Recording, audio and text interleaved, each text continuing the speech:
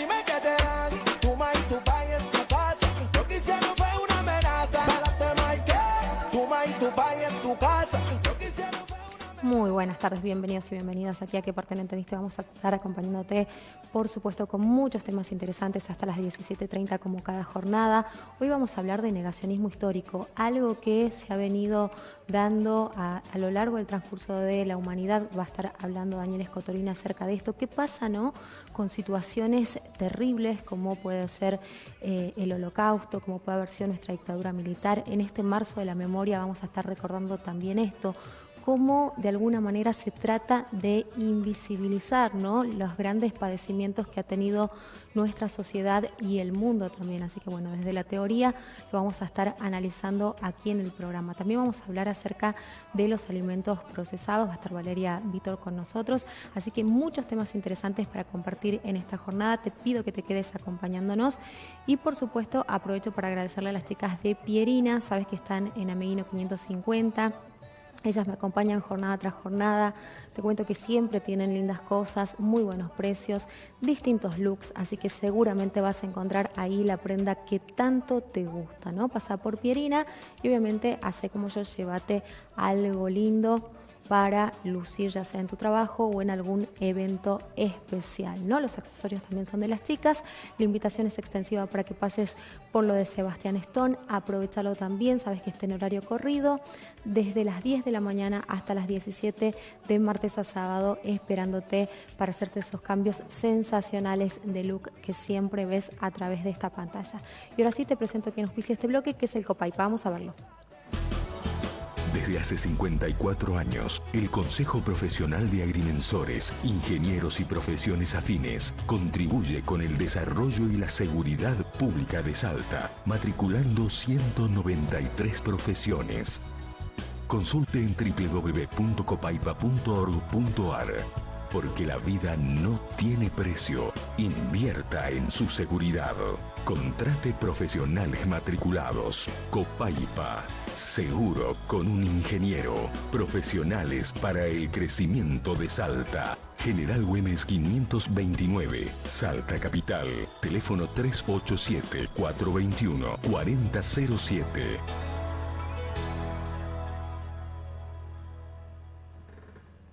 Continuamos acompañándote en esta tarde. Te mencionaba recién que iba a estar Daniel Escotorín con nosotros. El tema es negacionismo histórico, ¿no? Algo que lamentablemente también hemos vivido en nuestro país. Se cuestiona cuántos son los desaparecidos en la última dictadura militar. Se ha puesto en tela de juicio esto en muchas oportunidades, especialmente en el gobierno actual. Así que bueno, es un tema que en este marzo de la memoria obviamente nos compete, ¿no? ¿Cómo estás, Daniel? ¿Qué tal? Gracias por acompañarnos. ¿Qué tal? ¿Cómo estás? Buenas tardes, un gusto siempre estar acá. Bueno, me gustaría que me cuentes cómo surge esto del negacionismo histórico. Recién yo mencionaba algún hecho particular, como puede ser el Holocausto, ¿no?, que ha sido tan terrible, la dictadura en nuestro país y bueno, crímenes de semejante naturaleza a lo largo del mundo que han sido negados como tales, ¿no? Efectivamente, en los últimos años volvió a surgir un debate en la sociedad, en los ámbitos políticos, incluso en los ámbitos académicos, por supuesto siempre en los medios de comunicación, acerca de la naturaleza de la dictadura militar y sobre todo lo que estuvo relacionado con las violaciones de derechos humanos. Y específicamente aparece el tema de los desaparecidos. De alguna manera, este debate, decía, se reflotó a partir de este gobierno y se pone en duda, sobre todo, lo que fue la cantidad de muertos y de desaparecidos durante la dictadura. Efectivamente, desde los organismos de derechos humanos, desde ciertos sectores de la política, se habla de 30.000 desaparecidos. Se sabe que este número es un redondeo, ¿sí? Es una aproximación, no es un dato exacto ni comprobado, por supuesto. Ahora bien, ¿por qué? Bueno, en primer lugar porque el Estado argentino, que fue el violador, ¿no es cierto?, sí, aquel que impulsó las políticas de terrorismo de Estado, no aportó jamás datos concretos acerca de la cantidad, no cuantificó los crímenes. ¿Pueden haber desapariciones que incluso no hayan sido denunciadas? ¿Cómo, perdón? ¿Pueden haber desapariciones que no hayan sido denunciadas a esta altura? Digo, después No, pero de por los su- juicios, por- después de por que su- ha pasado tanto tiempo. Por supuesto. Imagínate vos que cuando termina la dictadura, 1983, recordemos, una de las dictaduras más atroces que vivimos en nuestro país, se forma la CONADEP, la Comisión Nacional de Desaparición de Personas, conformada por eminencias sociales, científicas, culturales de nuestro país, presidida por el escritor Ernesto Sábato. 1984, cuando todavía estaba muy fresco todo lo que era el dolor, el miedo, muchos argentinos exiliados, incluso también muchos todavía estaban presos, familiares que incluso no se habían animado a realizar las denuncias. En ese momento la CONADEP cuantifica alrededor de 9.000 denuncias. Estamos hablando de 1984, ¿sí? Por supuesto que con el tiempo fueron apareciendo otros o muchos otros familiares que directamente no realizaron esas denuncias. Ahora bien, ese número hay que contraponerlo con otros datos. Por ejemplo, en 1977, Rodolfo Walsh, en su famosa carta a la Junta Militar, ya hablaba de 15.000 muertos y desaparecidos. Carta que le cuesta la vida, ¿no? Efectivamente, porque además la redacta o la hace pública un año después del golpe de Estado, el 24 de marzo de 1977. Hay otro dato muy importante. En 1978, un agente secreto chileno da a conocer un informe al cual él accede del ejército argentino, donde ya el ejército hablaba de 22.000 muertos entre 1975 a 1977. Sí, ese es un dato clave, porque ahí estamos hablando ya, ¿no es cierto?, de cifras que tenía en su poder el Estado argentino a través del ejército argentino. Eso me parece que es el dato irrefutable. Ahora, ¿qué sucede? Sucede que hacia el final de la dictadura hay dos hechos claves. Uno, un famoso, en ese momento, informe final sobre la lucha contra la subversión que emite el último presidente de la dictadura, Reinaldo Mignone, y donde ellos hablaban de aproximadamente 25.000 subversivos, ¿sí? Y de ellos 15.000 combatientes, ahí tenemos ya una estimación acerca de cuántos posiblemente fueron las víctimas alcanzadas por la represión ilegal. Y el otro tema en cuanto a por qué el Estado argentino no cuenta con o no aportó datos concretos sobre los muertos y los desaparecidos, es porque en ese mismo momento, a través de un decreto secreto, se ordena la destrucción de todos los elementos que tenían el Estado argentino en relación a la lucha contra la subversión. Ahora, vos hablabas del Holocausto. Sí, efectivamente, el negacionismo, que es, digamos, esta corriente, no es algo exclusivo de nuestro país.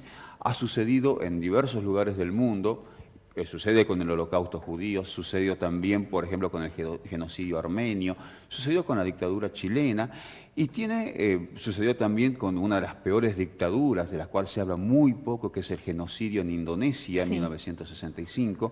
Y así podemos identificar por lo menos 4 elementos comunes en el discurso de los negacionistas. En primer lugar, la negación de la cantidad, ¿sí?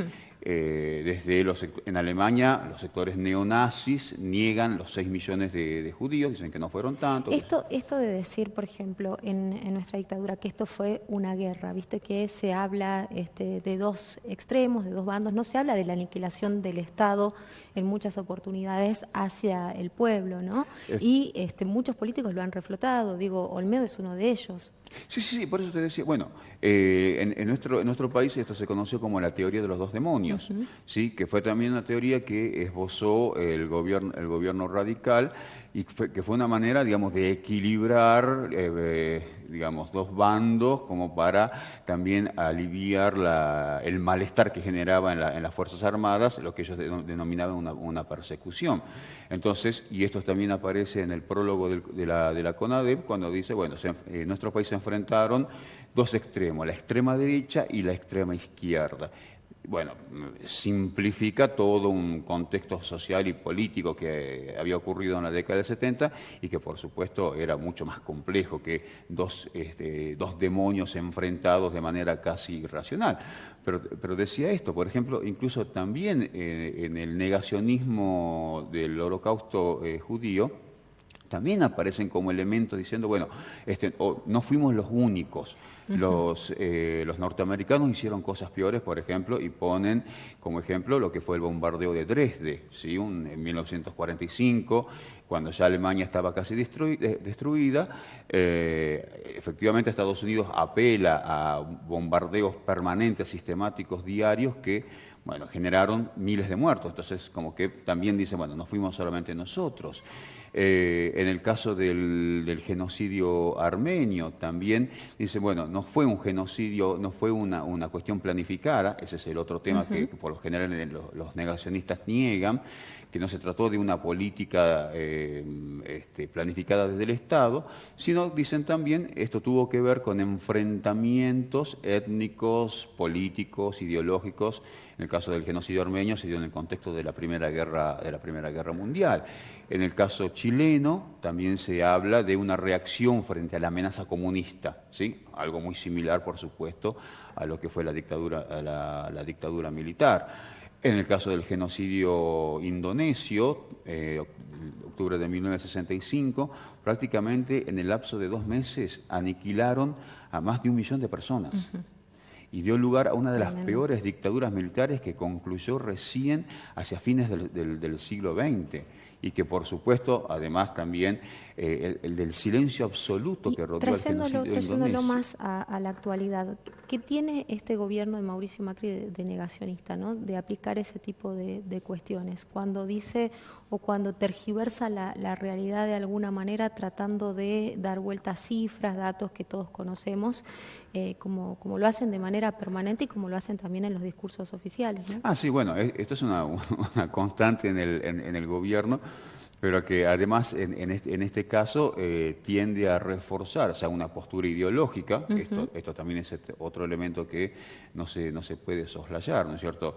Acá tiende a buscar de alguna manera, desde su perspectiva ideológica, rebatir, subestimar y además también contrarrestar todo lo que fue un movimiento muy fuerte en nuestra sociedad. Creo que es uno de los casos emblemáticos de lucha por la justicia, contra la impunidad en nuestro país, de los movimientos de derechos humanos. Entonces, hay toda una corriente, no solamente del gobierno, creo que esto también es importante decirlo, ¿no? O sea, no es una política oficial exclusiva, sino, bueno, tiene que ver con un sector de la sociedad también que por distintos motivos, bueno, por supuesto, adhesión a lo que fue ese momento, por cuestiones de oposición a corrientes políticas, ideológicas, como puede haber sido el socialismo o el antiperonismo también, pero bueno, digamos, forma parte de ese conflicto, esa lucha permanente del presente en relación al pasado. Cuando se suele decir que las heridas no han cerrado, bueno, en realidad tiene que ver con que la impunidad también sigue vigente, y esa impunidad no es una impunidad, digamos, aislada. Tuvo que ver con no solamente el contexto, sino también con proyectos políticos, ¿no? Claro, seguro que sí. Bueno, interesantísimo, Daniel, como siempre. Muchísimas gracias por habernos acompañado, por traernos también este tema que obviamente lo vemos impactar en muchísimas situaciones históricas, ¿no? Nosotros nos vamos a la pausa, pero quédate ahí que en un ratito venimos con un micro de nutrición. Ya volvemos. Y dime qué te dan, tu ma y tu pa' y